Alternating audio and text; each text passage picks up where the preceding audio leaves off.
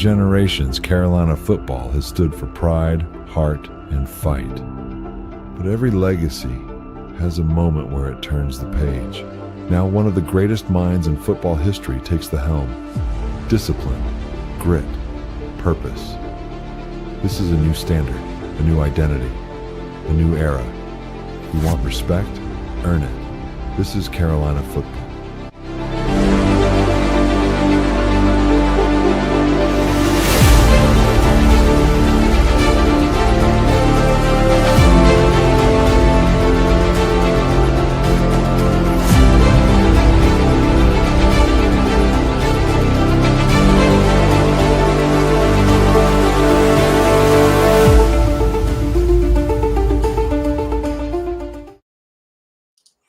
What's going on, Tar Pit crew? Welcome back to another episode of the Tar Pit Podcast, your go-to spot for all things Carolina football. Thank you for joining us tonight, wherever you're listening from, whether that be YouTube, Twitter, I still cannot call it X, and also on Instagram. If you got an Instagram account and you can't be on YouTube or X for some reason, you can now catch us live over on Instagram. We're still trying to figure out the TikTok live.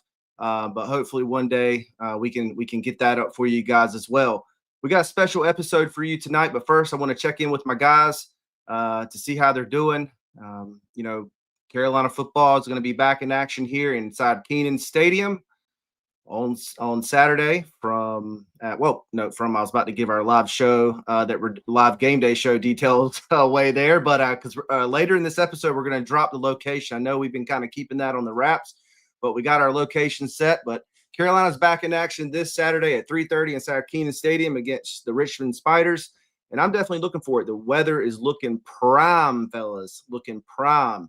Yes, sir. Yeah. I'm more so excited to get back in Kenan, man. Last time we were there, game didn't go how we wanted to. Guys have since then turned the page and moved on from it. And anytime you can get back out there and watch some good football in Kenan is a good time. So I'm super excited to be back, super excited to be live again on Saturday. Spot looks dope. Good vibes all around. I've heard they've got some pretty decent food, so I'll give you a little teaser there. But location's great. I checked out the slope. It's slightly downhill this time, fellas. It's about a like a 15 to 20 minute walk from the location to Kenan. Slightly downhill according to Apple Maps, but I'm excited, man. It's going to be a good time. Trevor, get in here. Yes, sir. Hey, happy to be back in North Carolina, boys. I hate I couldn't join y'all for longer Sunday night. Y'all held it down, though. Did good. I did get to watch, but glad to be back here. Hey, what's the weather? I haven't even looked. What's the weather Saturday? High is 81. Okay, there we go. That 3:30 kick, boy, on that away side, it's going to be toasty. I might be watching a good little bit of it from the concourse area. Yeah, as long as you don't miss the first play like you've been the last 2 weeks. Hey, Troy, when Troy's away, good things happen. So, yeah, maybe I just need to watch the game from the concourse. No, I'm good on feedback, Chris. I'm a big.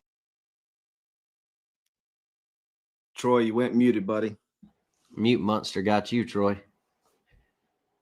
Oh, we lost you.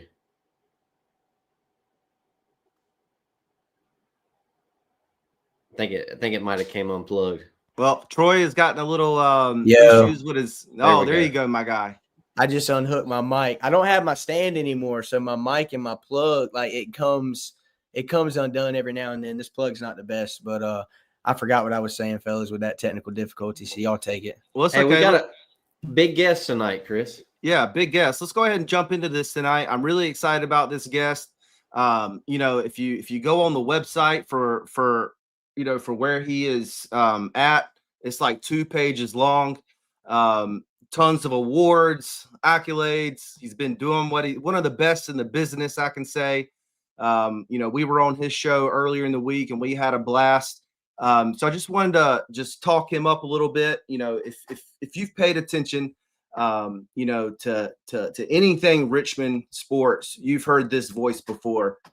He has been behind some of the most iconic moments in Richmond athletics, all the way from NCAA tournament runs to national championships or national championship in football. I think like super regionals in baseball too. Yep, he's been calling Spider football and men's basketball games since the early 80s, and he's been there for every big moment along the way, courtside, both side, and everywhere in between. He's currently serves as a director of broadcast and news content at the University of Richmond, and really just overseeing everything from play to play to program strategy. Also, I cannot forget he's also a multi-time Virginia Sportscaster of the Year. So, ladies and gentlemen, without further ado, help us welcome no other than the guy himself, the man that does it all for Spider football and Spider athletics, Bob Black. How am I supposed to follow that, fellas? Come on now. Hey, we pride ourselves on great intros, Bob. So Man. you got a good one tonight, brother.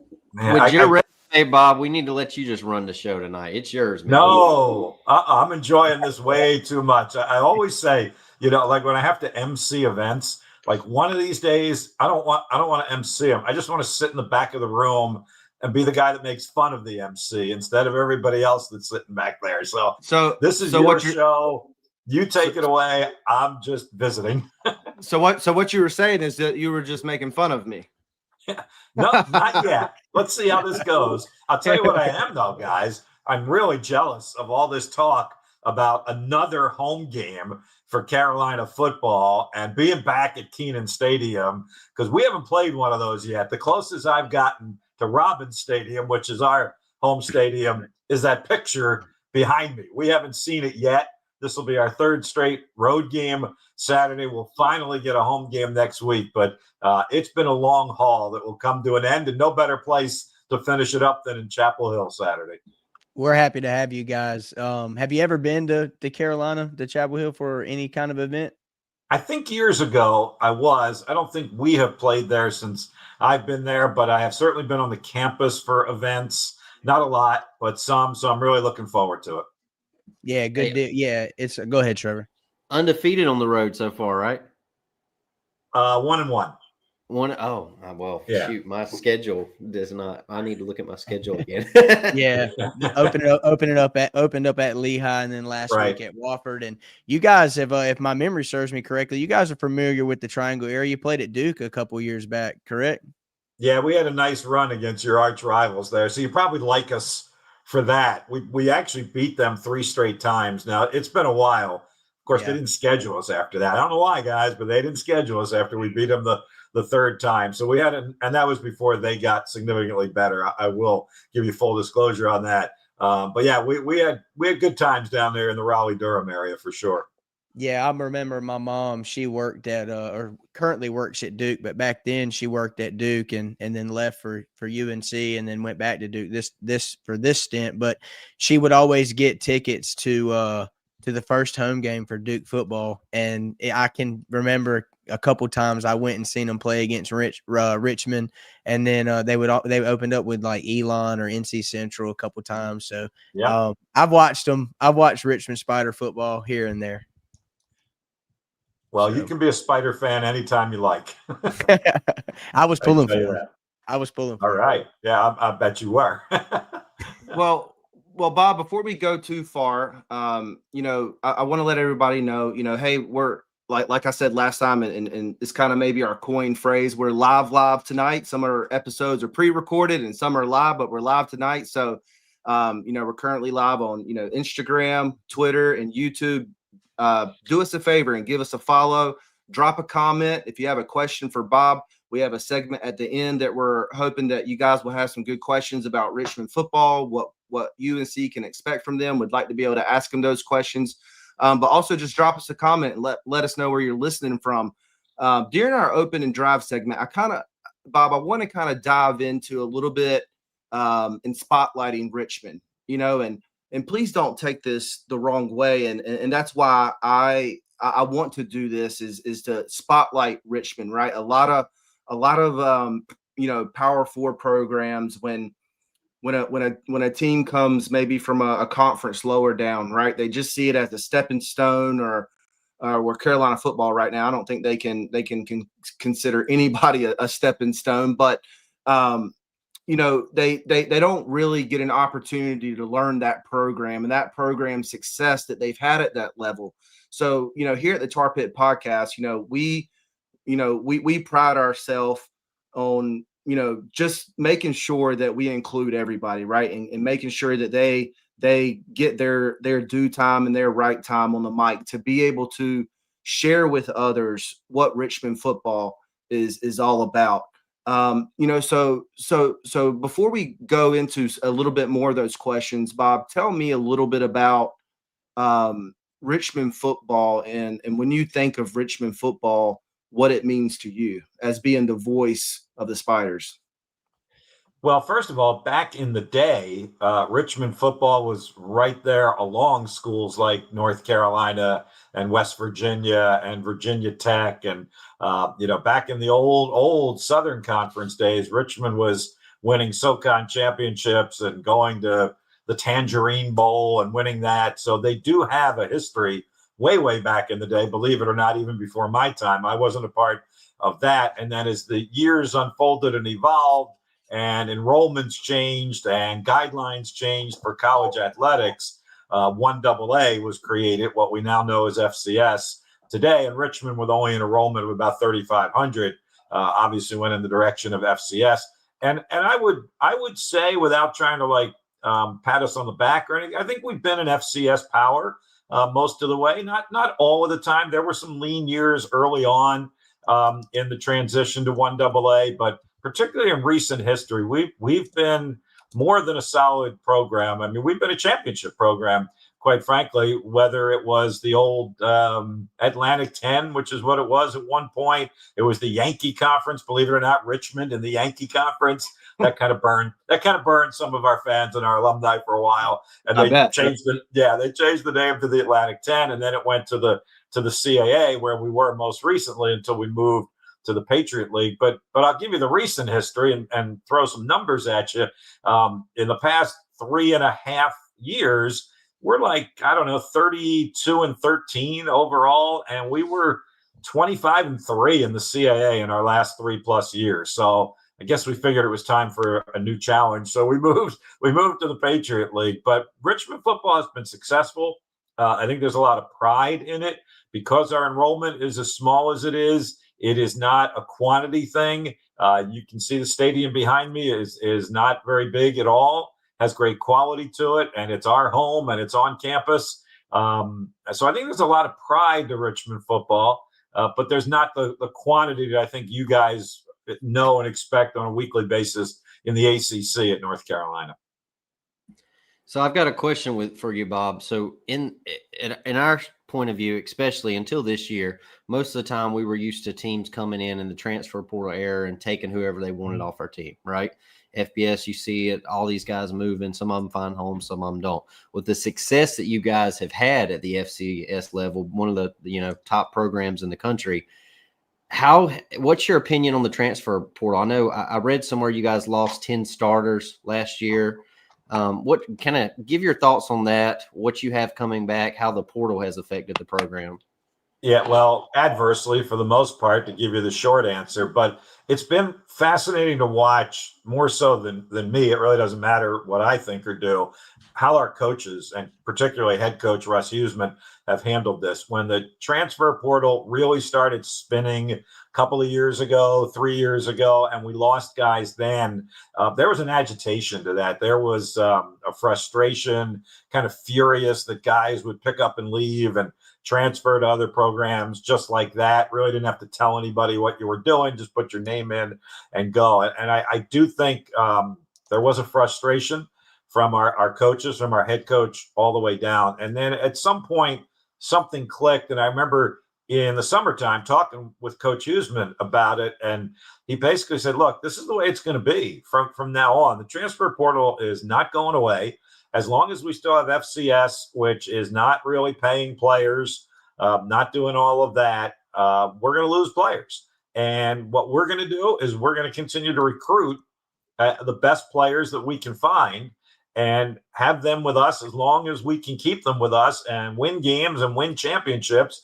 And then when they walk into my office and say that they're going in the transfer portal and they're leaving, we're going to wish them good luck, and we're going to go sign the next really good player, and we're going to continue to do that. And I think when they made that kind of mental adjustment, I think it really was a crossroads for our program. I can tell you that. I don't necessarily know how other FCS programs have approached it, and I don't know how many of them have lost the number of players we've lost, but I do think Coach Usman and the staff feel like, they haven't replaced those 10 guys that you mentioned because they were all starters. They haven't replaced them instantly. They're not all replaceable in 1 year, but they do feel that they've got the guys that eventually, as long as they stay at Richmond, big if, will be able to lead this team to victories and more championships. So I think once they kind of had that adjustment in how to approach the transfer portal, I don't think we like it, that this is the way it is, but I do think that we can handle it and we can compete with it at this point.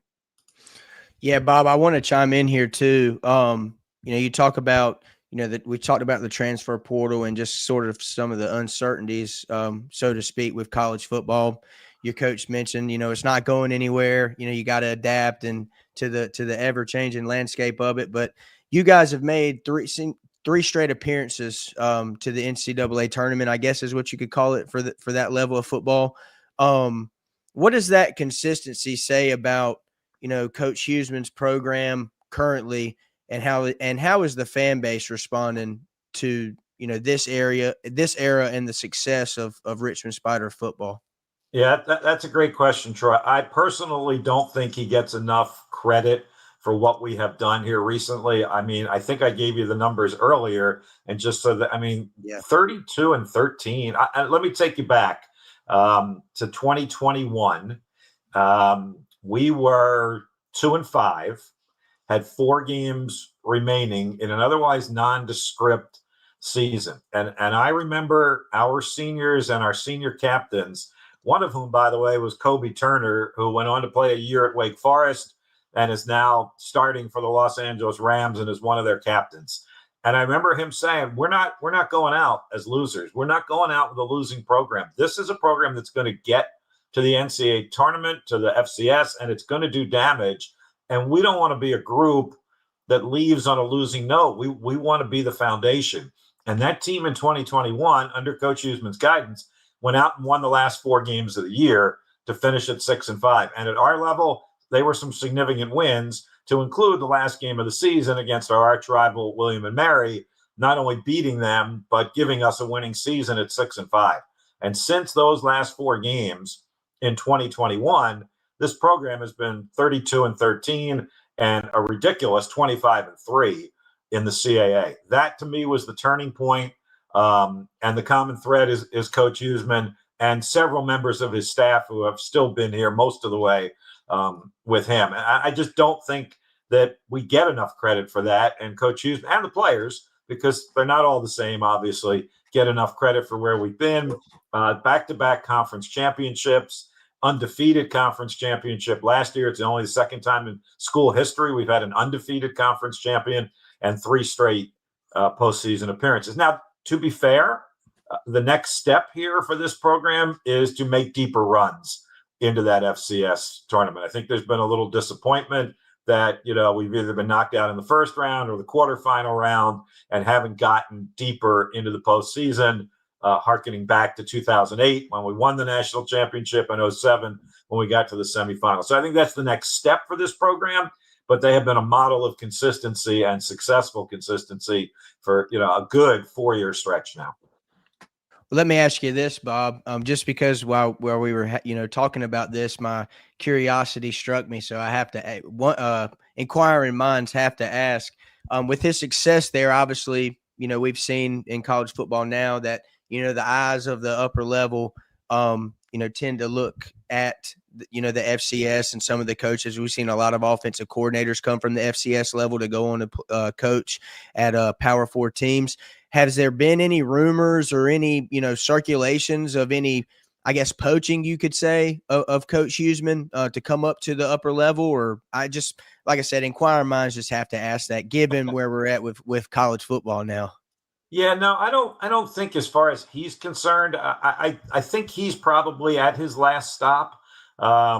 He spent 8 years at Chattanooga as their head coach, which is also his alma mater. And he's in his 9th year here at Richmond now. And I think he's pretty set and comfortable here. He was actually our defensive coordinator when we won the national championship. And in an interesting story, we won that national championship in Chattanooga in 2008. And literally, when the team flew back with the championship trophy the next morning, Coach Huseman stayed behind to interview for the job at Chattanooga at his alma mater, and he got it. So he left Richmond on a national championship, went to Chattanooga, revitalized that program because it had not been very good, made them a consistent winner and consistent playoff team. And then when the Richmond job opened, he jumped it coming back to a program that obviously he held in high regard, had been part of the national championship program. So I really don't think at this stage of his career, and he's been in it 40 plus years, that next move is happening. I think this is probably his last stop before retirement. I don't want to put words in his mouth. Now, we do have a couple of young and upcoming coaches, most prominently our defensive coordinator, Justin Wood, who has been with him all 9 years here at Richmond. And I think if you guys don't hear that name, other schools will be uttering that name here before too long. Thank you for that insight, Bob. I appreciate it. Sure. Good stuff, Bob. Thanks. That's part of us just wanting to make sure that, coming into, Saturday, that Carolina fans, that listen to the Tar Pit podcast get a really good understanding of who Richmond is. It's just not another school, visiting here, and that they can have a better understanding of not only the players which we're about to talk about, but the program history as well, because it's only, a little over 2 hours, north of here. So thank you for that insight. Next, our next segment, which what we call is, moving the chains, which is really going into the offense, right, of Richmond, helping the listeners of the Tar Pit podcast understand on the offensive side of the ball, what can Tar Heel fans and the team, can expect. I'm going to kick it to Troy here to open up this segment. And I believe, going into this, we want to talk about the guy that's, off to a quick start this year, and that's your quarterback, Kyle. But Troy, take it away. Yeah, I'm glad you transitioned into that, Chris, because that's exactly where I was going. Your quarterback there, Kyle Wickersham. Did I say his last name correct? You did. All right, good on. deal. Spot Good on. deal. Yep. Well he brings a lot of experience to this Richmond team. I watched tape from him. He had two really efficient games. One against Lehigh, went 14 for 20 with 113 yards passing. They did have a pick. And then the last game against Wofford, 20 for 29, 153, one touchdown and another interception. But then you look at his rushing, 17 carries, 78 yards and a touchdown against Wofford, and then added another 14 carries for 25 yards and a touchdown against Lehigh. I kind of want to touch on his leadership style. And how much does this how much confidence? Obviously, the coaching staff has confidence in him, but what can Tar Heel fans expect from Kyle coming to Chapel Hill in this Richmond offense? So several things off of what both you said, Troy, in the video that we were watching as you were talking. I think you noticed the passes that he completed were relatively short. There weren't any long, blow off the top passes for 40 or 50 yards. Those have been at a minimum, at a premium, at least so far this season, because we have a young receiving core that's also now been hit by injury just 2 weeks into the season. So I think you're going to see a very controlled passing game from Kyle, but a very accurate one. 2 years ago, he led FCS in completion percentage at about 70%. And again, a lot of that was kind of down and out stuff, screens, crossing patterns, not a whole lot of fly pattern stuff for 40, 50, 60 yards, as much as we would love to do that.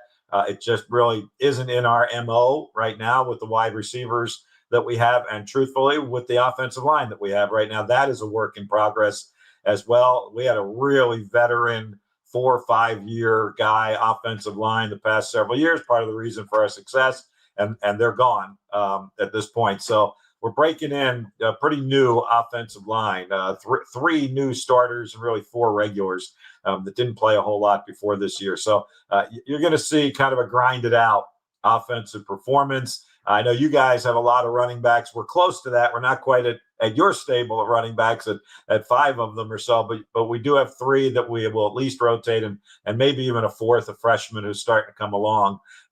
So they would like to get the ground game going. They really don't know which one of those is the number 1 back, kind of familiar with the Tar Heels as well. So you will see the running backs rotate through there. But to your point, Troy, the best running back of the bunch is Kyle Wickersham. And he is not the scrambling, elusive kind of I see the Washington logo in the back there, Chris, unfortunately. But nonetheless, he's not the Jaden Daniels kind of running mobile quarterback. He is a bruising guy. He is 6'4", legit 260. We had him on our coach's radio show today. He sat next to me and he totally dwarfed me, made me claustrophobic because he's 6'4" and 260 pounds, and he's literally every bit of that. And if you watch the video closely on the 10-yard touchdown run he had Saturday night at Wofford, at the end of it, you actually saw him put his shoulder down and into the defensive back to give the hit rather than take it. And I was kind of kidding with him today.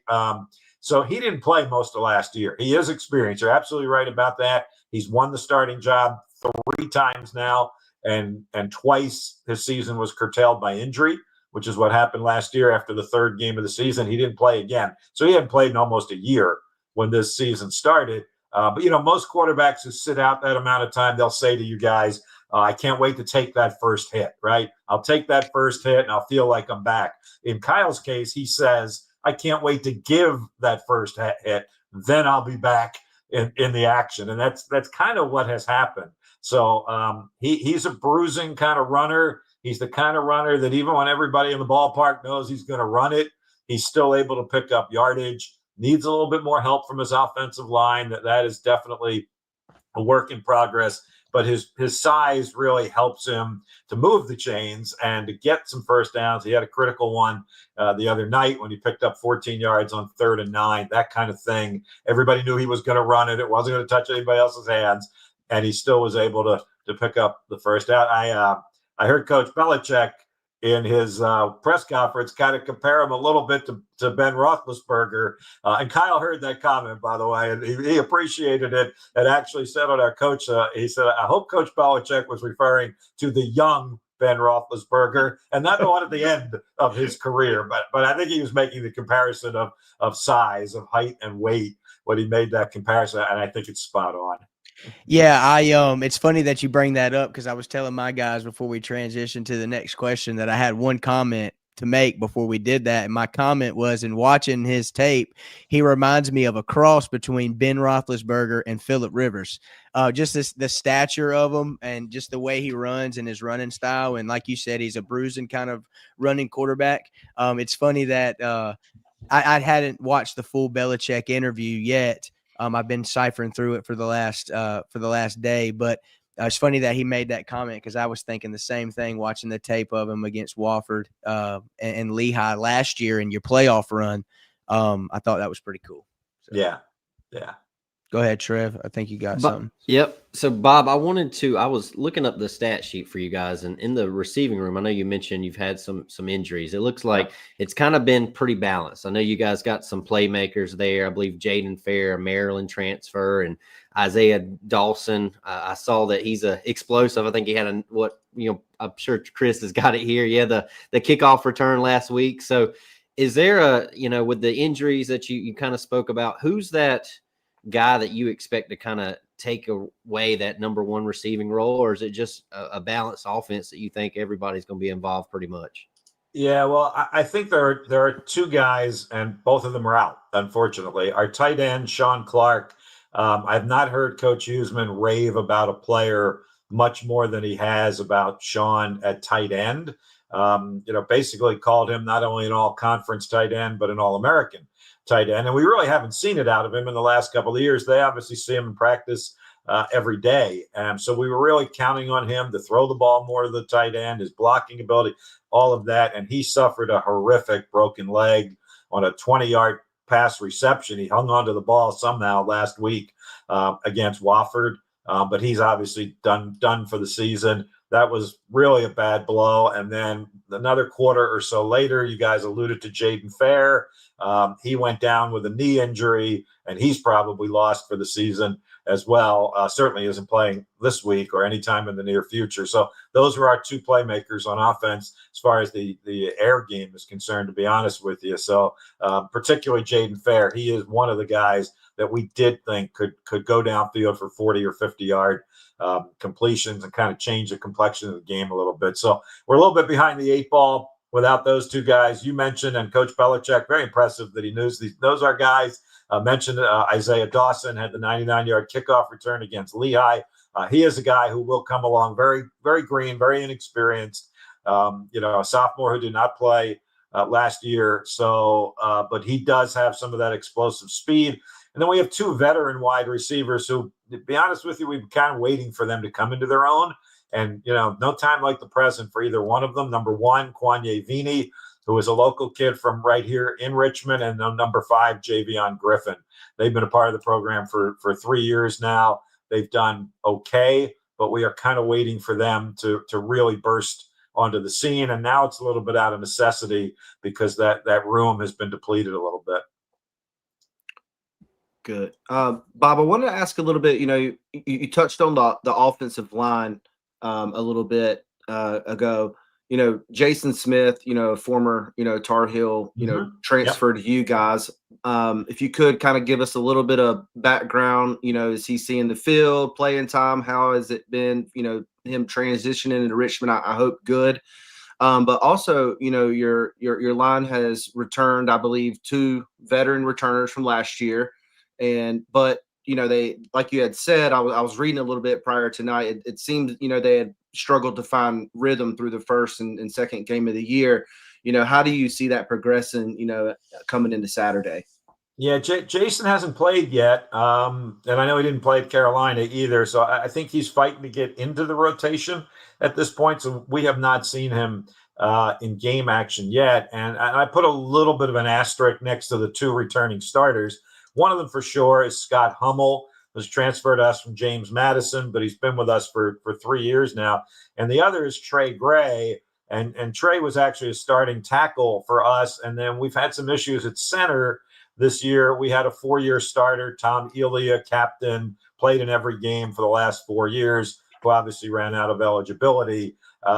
We started a kid in week 1. It did not go great. So they moved Trey Gray from tackle to center, where he had been practicing, but really hadn't played in a game. So while he's a returning starter on the offensive line, even he's in a new position. So really 4 of the 5 are in new positions, and 2 of them have played in their first college games with the Lehigh and Wofford game. So that's the inexperience on the offensive line. Now, I do feel we saw some improvement in the 4th quarter of the Wofford game Saturday night when the game was on the line and we needed to protect Kyle to complete a couple of passes, and we needed to open some gaps and some holes for him to run through, and the offensive line did it. So, at least for a small sample size, maybe they took, a few steps forward, but that is still a focal point for this offense, is to get that offensive line, being more physical, protecting better, opening up more holes, working together as a unit more than they have been to this point. Again, some of that just going to come with time. You can't teach experience. It's going to happen eventually. It's not going to happen overnight, but it can't get here soon enough. I can tell you that for our Spider offense. Bob, I want to make a quick comment to the viewers that are tuned into us. Of course, guys, we appreciate the support on wherever you're watching from. Be sure to give us a follow and a share. We'd more than appreciate it. But last week against Wofford, I want to make note that Richmond's time of possession was just over 37 minutes of football. And then you go back to the Lehigh game to open up the season, they had it for 28 minutes of game time. For all of our viewers out there, we've talked about our defense and some of the inconsistencies at times, and going back to, fundamental executions, guys making tackles, defensive line getting pressure in the backfield on the quarterback. One thing I do want to make mention, because I don't with this segment and moving the chains, we highlight the Richmond offense and what we can expect, but we also, give tidbits on our defense. I think one thing, just based off of those two stats that I rattled off with time of possession for the first 2 weeks, it'd be interesting to see if this Carolina defense can get Richmond off the field on third down, how successful they are with that. And I think that would be something to look forward to going into this game, just based off of what I've seen looking into Richmond a little bit. So I just wanted to throw that out there for all of our viewers to kind of pay attention to that during the game on Saturday. 37 minutes of game time that's insane. I don't think I think the only other time I've seen it that high, and I hate to bring this back up because it's throwing salt in old wounds, is Carolina at State a couple years ago when they had Brennan Armstrong and Casey Concepcion. I think they had the ball for like 40 minutes of offense. I mean, it was insane.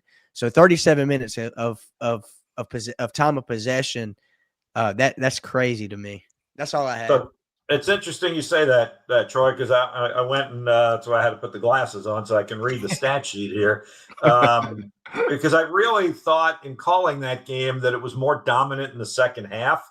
And it wasn't bad in the second half. It was 19 minutes, 19 of the 30 minutes. But truthfully, in the first half, the first quarter was 10 minutes, and the second quarter was 8.5. So I think if we can do that with our offense, we should be fairly competitive, not only in the North Carolina game, but in the rest of the games we play this year. Now, the double-edged sword there is we only scored 14 points in the game, and we had the ball for 37 minutes. I definitely think they are looking to find, more ways to get the ball in the end zone, especially if they're going to have it that long. But to your point, that is a good stat. It's a good start. And it wasn't just the quantity of minutes, it's when they had them. And a lot of that, as I said, was in the fourth quarter when they scored the go-ahead touchdown, and then when they got the ball back with the lead to protect the lead so the Wofford's offense didn't get back on the field. But really good point on your part. I'll tell you this too, guys, and then we can transition. We just came off of the UNC Charlotte game where it just seemed like Carolina, it was a low-scoring game. Fans were, we've heard the rumblings of, you only beat, UNC Charlotte 20-3, but a lot of Charlotte's downfall in that game were self-inflicted wounds that just caused the game in certain situations to get out of reach for them. When I look back at Richmond, I don't really see a team. They had 7 penalties for 79 yards against Lehigh, 9 for 97. So I guess you could make the argument with the penalties. You want to clean that up, but I don't see this team being a team that's going to, whiff on snaps and snap it down at your feet. They just don't strike me as a team that's going to shoot themselves in the foot. Is that a fair assessment to say about Richmond? So the penalty situation has been a real Achilles heel and a real sore thumb. Now, I think some of it you can expect because it is such a young team and, pardon the expression, but that's a crutch without a doubt. But I do think there is a little bit to that. If you go back and look at our recent history over the particular stretch of seasons where we've had great success, the last 3 years, we were always first or second in the CAA in fewest penalties. So it's been a little bit of an annoyance, to be honest, because we're not used to seeing what we've seen in the first 2 weeks. And it's been a variety. The first week against Lehigh, I think we had 4 pass interference calls on our secondary, something that they saw in preseason camp and harped on with our defensive backs, that you're being too handsy and you're going to get called. And sure enough, there it happened. I think they felt that 3 of those 4 were legit. One of them they kind of questioned a little bit. And then there have been other things like some motion penalties and offsides on a young wide receiver and, the mental stuff that shouldn't be happening, whether you're a sophomore or a senior. And it is something that we have not been used to in the past several years. We have been one of the least penalized teams in the league, part of the reason for our success. Gotcha. Thank you for that insight, Bob. Yeah, Bob, thanks for bringing, all that insight for the offensive side of the ball, for Richmond as we get ready for Saturday. Now before we transition, to our side where we're going to talk the defense, which what we call is holding the line. And Bob, we're keep naming these because we're trying to get our listeners used to the new format that we rolled out a week ago. But guys, we want to talk a little bit about Saturday. We have our live game day show, our second one of the year, because it's the second game of the year. We're not at the Carolina Inn this time, but we're at an awesome new location. And as you know, if following us across social media, we dropped it the other day that we're going to be live from 12:30 to 2:30. but we'd like to show you this video so you can find out just a little bit more about where we're going to be at. What's up, Tar Pit Crew? It's Chris back with another live game day show announcement at a different location this time. This weekend on Saturday, UNC is going to be taking on Richmond inside Kenan Stadium at 3:30. But beforehand, get ready for the game with the Tar Pit Podcast from 140 Social from 12:30 to 2:30. As always, we're going to have an open mic for anybody that wants to talk Carolina football. We're also going to have some awesome guests join us. But here's my friend Sarai that's going to tell you a little bit about all 140 Social has to offer. Hey Tar Heel fans, come hang out with us on Saturday and try our 30+ beers on draft, burgers, wings, pizzas, and more. Also try our handcrafted milkshakes and play our games. We have foosball, we have ping pong, we have the vibe. Come watch the game on Saturday at the biggest screen in Chapel Hill. Go Heels! I'm as hot as it gets. Yeah, they not on the list. Took a shot of success. Hit nothing but net. Yeah. So they hit the rim. Changing my number and took out the sim. I'm on my hustle, I'm back in the gym. I can be humble or I could go in. I go for the win. We got it next. That's how you finesse. We come for they next. We come to collect. Did it all on my own. Yeah. When it brought it back. All right, guys, hope you enjoyed that video and finding out where we're going to finally be, 140 Social. Just to let you know, that video took 10 takes to shoot. So Bob's over here like, heck yeah, fellas. Don't give away your secrets like that. Tell them it was one take. Come on. Yeah. Well, what one take on my behalf with my good friend. She was a little nervous, but she stuck it out and she did such a good job, and I'm proud of her. And she said she was going to be watching tonight. So if you're listening, thanks for shooting that video with me. But guys, look, 140 Social. I thought she did great. I thought she did. She did great. Walking backwards and talking is tough, folks. It's a lot harder than you think it is. I promise you. Yep. I was even using my fancy gimbal and had to train the hostess how to use it. So they were super gracious and let me borrow them for what felt like, I think, 30 or 40 minutes to do that one video. But we do have a reel that we're going to be dropping with them on Instagram that also gives a little bit more insight that they're going to collaborate with us. You should go check them out on Instagram. It's 140 Social.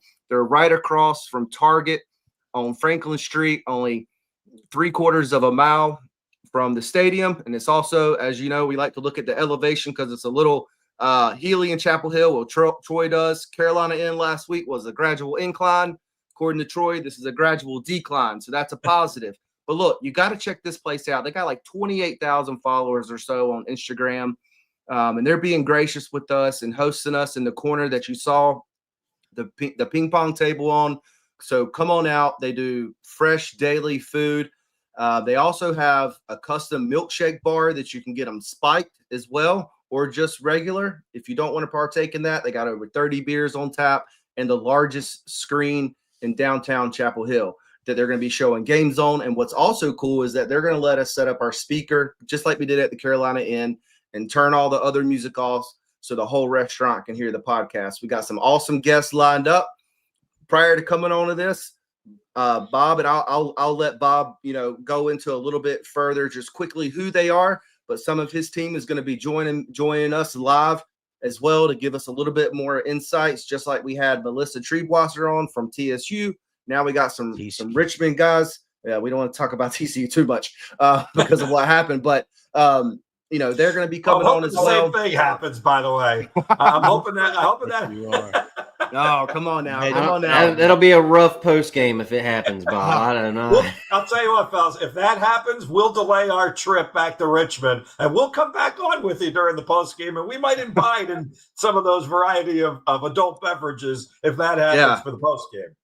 Yeah, I love it. I love the going back and forth here. But look, from 12:30 to 2:30, we're going to be live from 140 Social, right off of Franklin Street. Be sure to come by and say hi. And also, we always promise we'll have a mic open. If you're patient enough and you want to talk Carolina football, we can bring you on. So that's always our promise to you. We have this podcast to connect with the fans and to help you connect better to the program. And we want to connect with you guys. So we hope that you will join us. So yeah, we're super excited about that. But Bob, very briefly, before we talk talk about the defensive side of the ball. Let the listeners know some, one of them I think was a former player, big time player there. I think at Richmond it was. Tell the listeners a little bit about who's going to be joining us at our live game day show. So first of all, Chris, I appreciate the invite. And originally, I know you invited me, and I told you that unfortunately we wear a lot of hats in this broadcast biz. So at the time that you're on, I'll be covering this bald head with the engineer hat that sets up the radio equipment. So I'll be in the. I'm sure Jones doesn't do that on the North Carolina network, but I'm doing that on the Richmond network. So while I'm busily doing that, although I might renege on this after seeing how cool that place was, and I might come over anyway. But anyway, come on. My two broadcast partners are going to venture on over there. The one you alluded to, Chris Anderson, is my analyst. He's in his 10th year with me. He played at Richmond. He was an all-conference defensive back for the Spiders in the late 90s, won conference championships, was a team captain his senior year, and is a bundle of energy. Loves the defensive side of the ball, has always protected his defensive backs. None of those pass interference calls that I mentioned to you guys earlier that he think were actually pass interference calls.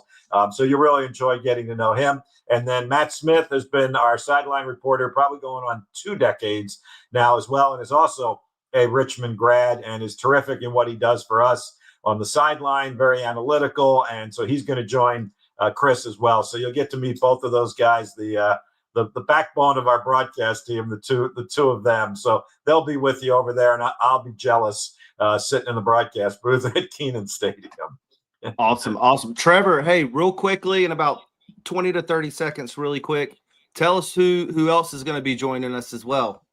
Oh yeah. So right before we went live tonight, we got a former player that'll be joining us. His son plays on the team, but Deems May will be coming on and joining us with us. I believe he's going to come on at 1. So be cool to hear his perspective as a former Tar Heel and now a father of a Tar Heel who he's been around for the Mac Brown era and now the Belichick era. So it'll be fun to get his perspective on that. And real quick, we'll turn to the holding the line. That video 140 social. One thing I noticed, 100 sanitation score.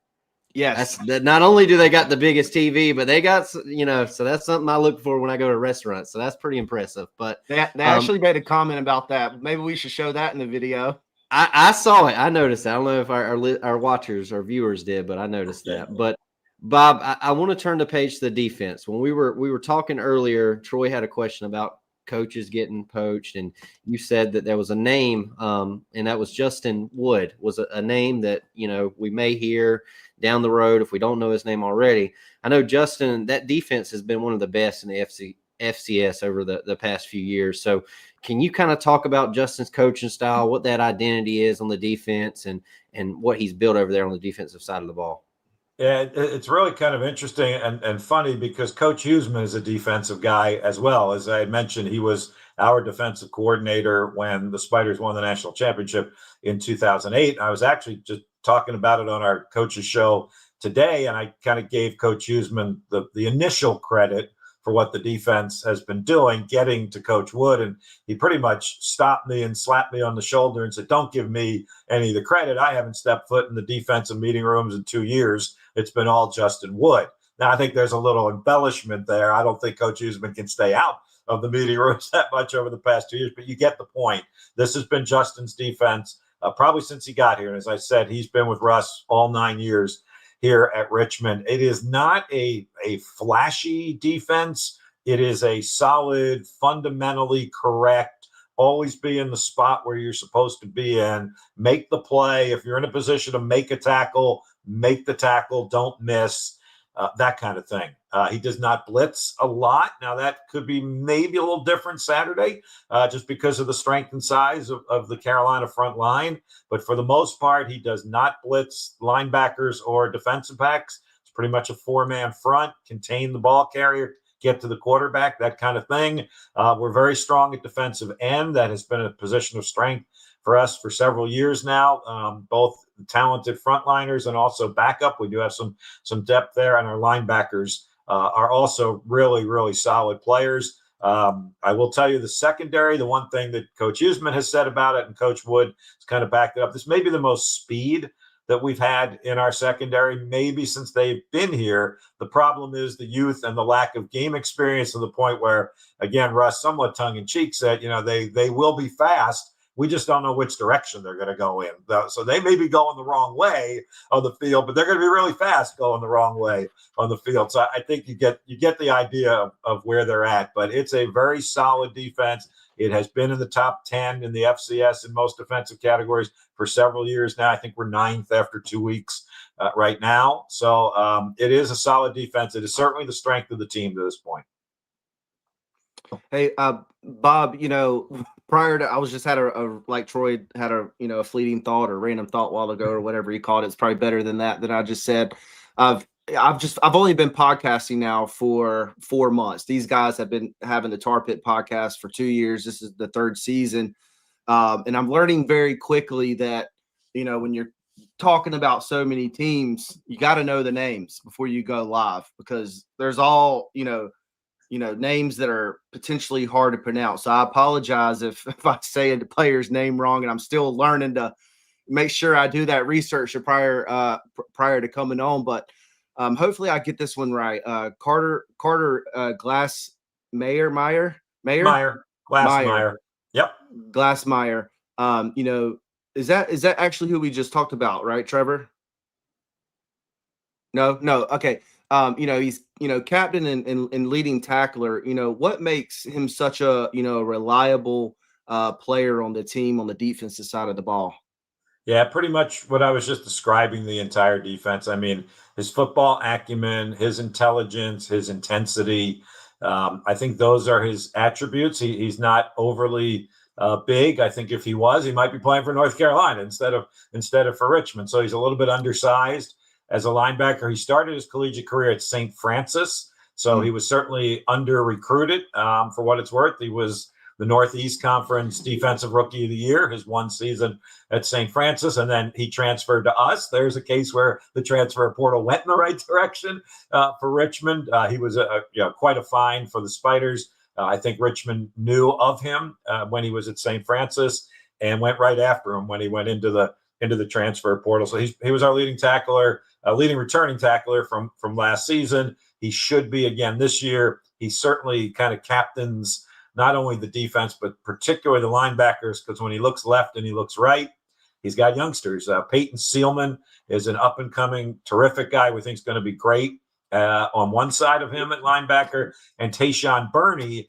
is the other linebacker, and he is particularly undersized. He is more a strong safety than a linebacker, but we call him a linebacker. And, fellas, he's a transfer from Wake Forest. So he hadn't played at Wake. And transferred. And just to give you a little backstory, we have had several players both go to Wake and come from Wake when Dave Clawson was their head coach, because Dave spent 5 years as the head coach at Richmond, and Russ Huseman was his defensive coordinator at Richmond. So there's a connection between the Spiders and Wake, and we have sent several players to Wake, and they've sent a couple to us, and Tayshawn Burney is one of them, and he's been great the first 2 weeks. But they're both young. Both those guys are sophomores. So Glassmeyer's got to kind of take them under his wing a little bit. But they've been really good. Yeah, we're Trevor just put in our private chat. We're big Wake fans tonight. Yes, you are. So they're playing the guys over in Raleigh. I think they're actually winning right now, fellas, to be honest with you. 24-17. Maybe half. Yep, yeah. You're right. Yep. Bob, I want to chime in here a little bit and apologize for my screen flashing like that. I've got windows open that I flip back and forth with notes and stuff like that. But going and looking back at the previous 2 games for Richmond, and while this isn't really much on the defensive side of the football as much as it is special teams, I'm sitting here looking at the kick returns. Isaiah Dawson 1 for 99, but I don't think he scored a touchdown, if that's correct. And then you've got, Jaden Fair on your punt returns, 3 for 35. And then flipping it to the Wofford game, you got 3 kick returns for 47 yards. It seems to be a pretty active and well-balanced special teams unit, I guess you could say, just looking based off stat-wise. And that is something that could really that doesn't really get looked at enough, but can certainly, swing momentum in a football game. How are your special teams, your kicking game? And just want to get a little bit of insight on that side of the football for Carolina fans for the matchup on Saturday. Yeah, so special teams, kind of Coach Huseman's pride and joy. We have a Secret special weapon. teams coach in Drew Anthony, but trust me, if you come to practice, you will see Coach Huseman coaching the special teams as much as anybody. So he's hands-on all over special teams. So now we took a blow with Jaden Fair going out with the knee injury, and it actually happened on a punt return, and he had been excellent on punt returns. Not only the distance of returns, 20, 25 yards, but just his ability to catch punts that might otherwise bounce and kick for 15 or 20 yards. That's been a problem for us in the past, and he was great at coming up and catching the football and making sure that even if he didn't get any yardage, it wasn't costing us another 15 or 20 yards. So that's a big one to replace for us because he won't play. Isaiah Dawson, great on kick returns. The 99-yarder was for a touchdown in the Lehigh game. Kwanye Vini, who I mentioned earlier, wide receiver number 1, will probably fill Jaden Fair's shoes on the punt returns and also be another kick returner for us. As far as kicking the ball itself, you're going to see a battle of 2 Australian punters between your guy and a new one for Richmond. We had an Australian punter for the past 4 years who was an all-conference punter, Aaron Trussler, and the Spiders fell so much in love with him that they went, not literally, but figuratively, went back to Australia, and Aaron actually helped in this regard. And we found another rugby-style Australian punter, Ned Gray, who's a freshman. So he's only punted in 2 games. So I think there'll be some nerves in Keenan Stadium on Saturday, but he did great for the first 2 games. He was on the field way too many times for our liking. He punted 14 times in the first 2 games. So he's gotten a pretty good amount of experience out of the first 2 games, and he did a great job. He is a left-footed Australian punter, which is also kind of different and interesting. So yeah, you're going to see a matchup of 2 Australian punters on Saturday. I hope it doesn't kind of turn into that game. That would be kind of boring, but there will be 2 of them because there'll be one wearing a Spider uniform as well. Now, we have had all sorts of problems with the place kicking game. If you have a minute or two, I'll tell you the bad story of the transfer portal. We had a great kicker from Ireland. Again, we stumbled on him overseas. He had never played football before. His name is Sean O'Hare. We literally had to teach him how to put the shoulder pads on and how to step back 3 steps and side to side and kick the foot. Literally had to do that, and he was tremendous. He didn't miss a single kick in the games he played for us last year. We held him to those 4 games so that he could still redshirt and have a further year. Now, he did not go in the transfer portal, and somehow somebody got a hold of him at Maryland, offered him $50,000, and just like that, Sean O'Hare was gone from Richmond, and he's now Maryland's kicker, and I think he's only missed 1 kick in the first 2 weeks for them. He was absolutely tremendous, but bone of contention because he wasn't even in the transfer portal. Next thing we knew, he was gone. This was after spring ball. This was in the summertime, so it kind of left us without a place kicker, to be honest. We went out and signed a freshman. You can imagine a freshman kicker who hadn't gone to another school, and it's already June, kind of what to expect. We had a holdover from last year who's doing the kicking right now, but he was hurt. So our place kicking game, PATs and field goals, is not in particularly good shape. The heir of the transfer portal. We got FCS kickers getting $50,000 to transfer. I actually think he could have gotten more if he'd held out and maybe gone somewhere else, or in all seriousness, stayed at Richmond 1 more year. And because he literally would have been our leading scorer as a kicker. He really is that good. And then he could have gone pretty much anywhere he wanted for more than $50,000. I make this comment lightly, but you mentioned, you tell the story about bringing him over and then, teaching him how to put the shoulder pads on and then, teaching him how to step back 3 steps or 3 yards and then side to side and kick the football. And then he up and leaves for Maryland. It's just the nature of the beast, I guess you could say. Yes, But it is a beast. But what a It is. switch up, though. You know what I mean? You teach the Yeah. guy American football, and then he takes off for Maryland for 50 grand. Well, that's the frustration part of it. Like Yeah. we did all that with him. And the other part of it that really annoyed Coach Huseman, and he called out Coach Loxley and the Maryland people, and he was not happy because he wasn't even in the transfer portal. Somebody, an agent, somebody over back in Ireland, somebody got a hold of somebody. And the next thing you knew, they were getting him the 50 grand and he was in the transfer portal. So I think that had as much to do with it as anything. And then the timing was terrible because it was literally after spring ball and after the signing class had already been complete. So it was a tough one, but it is kind of the reason why our kicking game is where it is right now. So we'll see. But we have a good kickoff guy. He just isn't a place kicker. Our kickoff guy does fine, gets the ball to the end zone, all of that. But he's just not a place kicker. So we are a work in progress on PATs and field goals. Don't be surprised if we go for a 2-point conversion or two.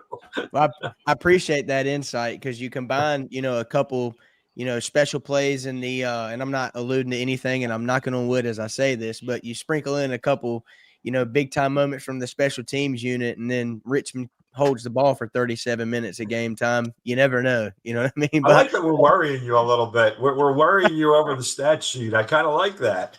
Yeah, no, I just I'm knocking on wood as hard as I can over here, Bob. I promise. But you guys got it. That's all I had. Thank you for that insight.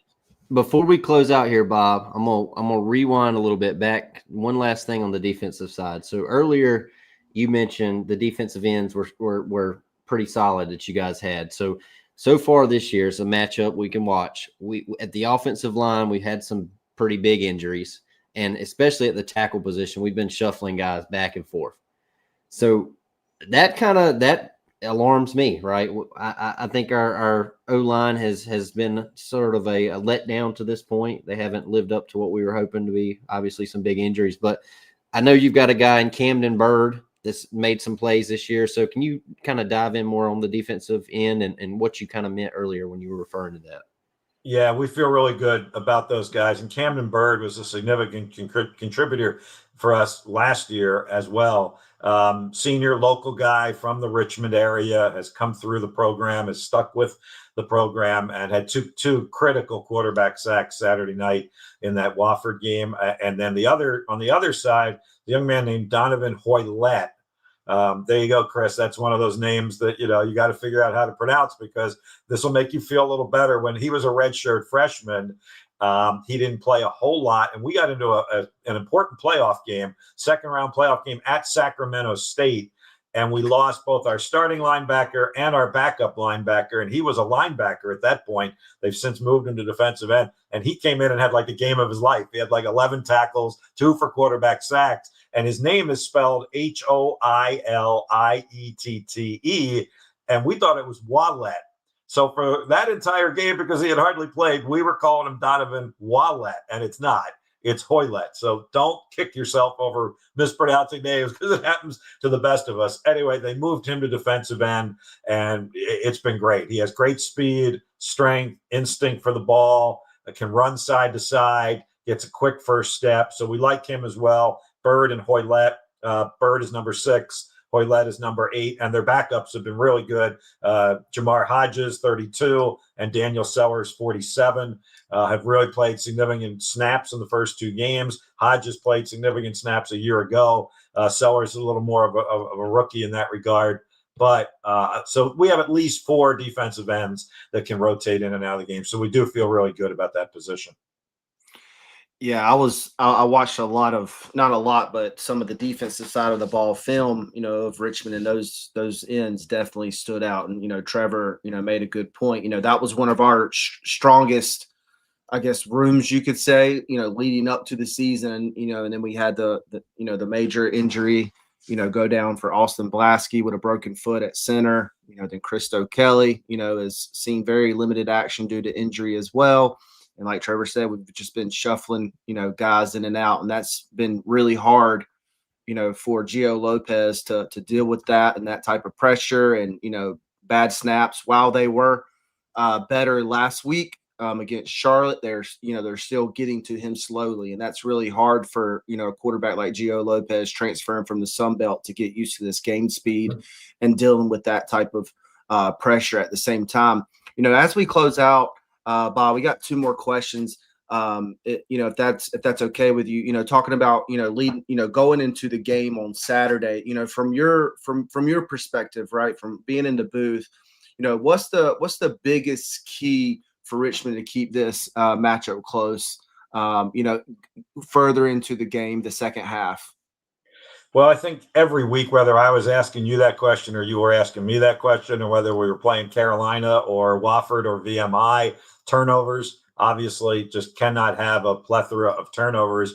But one of the topics we talked about earlier has just got to change for this team, be it this week against Carolina or any other game, and that's the penalties. We can't live with 80, 90, 100 yards in penalties, certainly not against North Carolina. We cannot be in a 1st and 20 hole, or worse, a 3rd and 20 hole because of penalties. So that would be number one. And then more specifically, just to the game itself, when the Spiders have opportunities to make plays, they got to make them. When they got a chance to tackle Gio Lopez, they got to tackle Gio Lopez. When they got a chance to hit a guy, to hit one of our wide receivers who has a step on a defensive back, Wickersham's got to put the ball in his hands, and he's got to catch the ball. When a linebacker or defensive back has a chance to pick one off, he can't just deflect it. He's got to pick it off. So they've got to make those plays to stay in the game. If they can do that, I would say the goal, the hope, keep it close past halftime and into the 3rd quarter and into the 4th quarter. You guys know it. The longer an underdog stays around, the more the favorite starts to sweat a little bit. But I think those things have to happen. We got to cut down the penalties, and that's going to hold true no matter who we're playing this week.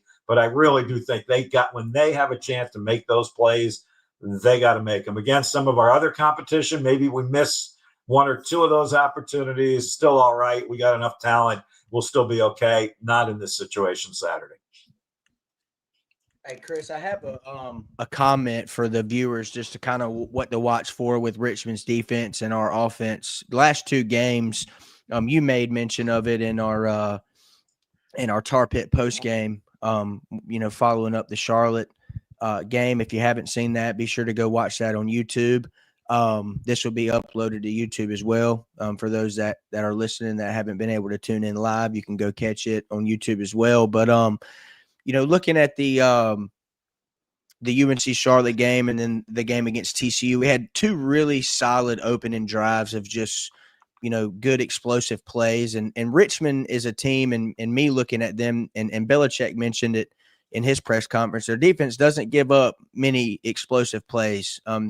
Bob, you've mentioned it. Your secondary is pretty solid. You've got some good core pieces in the linebacker room and a couple good guys on that defensive line. But one thing to watch out for, I think, with Carolina and Richmond going into this matchup with our offense and their defense is the explosive play factor in the game. It'll be interesting to see, if Carolina can exploit that. I felt like the last 2 games in a row, we've done a good job of exploiting the defense's weakness from the get-go, from the very jump, and taking advantage of that. The Chris Culliver strike, to open the game for a touchdown against Charlotte, and then the multitude of long passes and long gains to Jordan Shipp against TCU, and Caleb Hood punching it in. So one thing to watch out for, guys, is the explosive play factor in this matchup. Richmond's a very sound team in the back half of the football field. They don't really give up many explosive plays.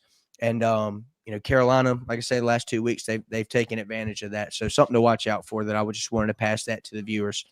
So if I can slide it in real quick, Troy, you make a great point. And if I'm a Carolina fan, my advice would be in your seat early at kickoff, because if that's going to happen, chances are it's going to happen early, because we have experience in FBS games, and Coach Huseman actually talked about this today, and that's the speed of the game. We feel like we've got some speed, but not to FBS standards, and so the speed of the game at the start of the game is something we can't replicate. As Coach Huseman said on our radio show today, our scout team didn't all of a sudden get faster, bigger, and stronger this week just so they can replicate Carolina. And we have seen it in past years. We played Michigan State, Virginia Tech, Virginia, and it seems like those teams all score on that first drive because we don't have our game legs about us yet, and we can't replicate the speed and the explosiveness that you were just talking about. So, Troy, it feels like he was talking directly to you. I know. That's why I said thanks when he mentioned that, because for the last 2 games I've missed the opening drive. I've caught tidbits of it, but I've missed the two. I guess you could say good parts of both of the matchups or the opening drive. So I appreciate you. I'll set a reminder in my phone, Bob, to get in my seat and Kickoff's stay at 3:30 there, Troy. Be in your That's right. seat. Get there, man. I know you want to stay at that place and party and all, but get to the game. No, not me. Um, No, if you don't see my butt in section 206, row C, if you look down below where the second row and the lower bowl meet, I'll be in the concourse watching it where the sun's not beating me to death. Go ahead, Bob, Chris. thank you for being so gracious, with your time. I know we've gone a little over, an hour, but if it's okay, I want to ask you, one last question. I just feel like, someone that's, just been so legendary, at your position and done it so long, at the University of Richmond, as someone who's called countless, Spider games, what do you personally, what brings up for you? What do you personally enjoy most about telling the story of the program, to fans and other programs like tonight on the podcast? Yeah, well, I think individually it's our guys, it's our players, and the stories they have to tell, and as forthcoming as they are and articulate as they are, and accommodating as they are. And I've been really fortunate over all my time here. We have had really accommodating coaches and players. And one of the things about being a smaller program is that our fans do get the opportunity to get to know these guys a little bit closer, a little bit one-on-one. And if we can help on radio and television tell some of their stories, that helps our fans get to know them better so that when they do meet them, they'll be able to converse with them and tell their stories.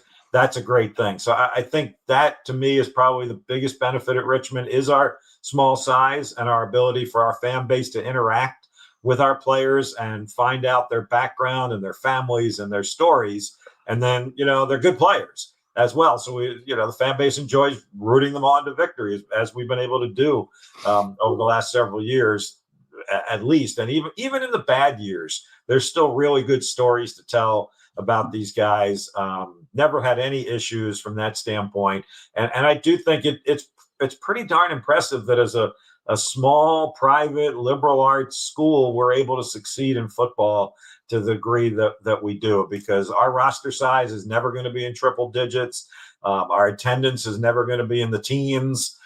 We have a nice stadium, but it's not a big stadium. So I do think it's pretty impressive that a program and a school like Richmond commits the resources to football and then puts them to good use and wins games and wins championships. That's good. I love that. Troy, Trevor, do you got anything else before we close? I just want to say thank you, Bob. You were awesome, man. I appreciate you taking your time tonight to do this. Now let's all go be Deacon fans. No, I'll piggyback off of Trevor. It's been cool to sit here and talk with you, Bob, and to share the studio with you and to hear your knowledge and expertise of all things Richmond. It's been an honor. Anytime I run across anybody from any level that has done it as long as you have and poured your heart into it, I have an appreciation for guys like you and your craft and your dedication to what you do and covering Richmond. So I appreciate you taking the time. And I'll just mention this again, Chris, you mentioned this Saturday at 140 Social. Please come by and see us. We will be live on all of our platforms, YouTube, Twitter, Instagram. Maybe we can figure out TikTok before Saturday. We'll see. But it'll be cool. Chris, you sent a video in there, and just the video that you showed, it seems to be a good vibe. Right in the heart of downtown Chapel Hill. Not a too far of a walk from Keenan Stadium, certainly manageable. So come by and see us and spend some time. And one of the things that, with these live shows that we've tried to do is really seek out local businesses in Chapel Hill and partner with them. And because that pours back into the community and which in return helps the university and all things Carolina. So, from the Carolina week 1 against TCU to 140 Social and wherever we are from here on out for the rest of the season. We appreciate everybody that comes to see us, supports us, and the hospitality from these venues is just awesome to see and to be a part of. So come see us, 12:30 to 2:30, 140 Social. Maybe Bob will come get one of them spiked milkshakes. Who knows? That would make the broadcast a lot better. If I show up, Bob. It's on me if you show up and you want one. I got you. Oh, that is. Can I have my guys bring it back for me? Can I? As long as it's spiked, yes. As long as it's spiked. Hey, don't be awesome. And if you're listening, you're planning to come by, don't be afraid to come out a little bit early. We'll be there setting up, but we'd love to interact with you guys and shake your hand, grab a picture, just like last week when, we were up at Charlotte, a fan that Trevor was sitting beside, and all three of us were there, recognized Trevor's voice from the podcast. And that's just a really cool experience for us, as a passion project that the Tar Pit podcast is. But don't be afraid to also arrive early, because last game day they ran out of chairs. So it's going to be a fun time. We hope you guys will join us. And like Troy and Trevor, said, thank you, Bob, so much for being gracious with us tonight with your time, and almost 10 o'clock. We truly do appreciate your time.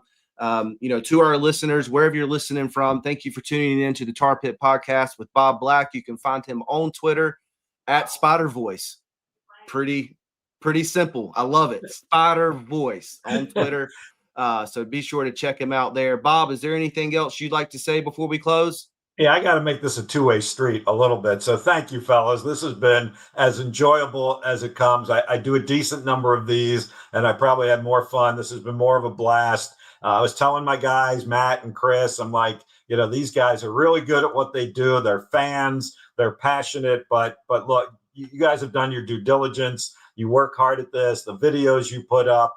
This is a really professional podcast, and you've got my ringing endorsement, and I hope you continue and have great success with it. And I just feel really honored to have been a part of it tonight, because I didn't really know what to expect, Chris, when you first reached out to us. And I am, overly impressed by what you guys do. And bottom line, I've had a really fun time. So thank you, guys, and look forward to maybe seeing you on Saturday. And I know, give my guys a hard time, Chris Anderson and Matt Smith, when they come by.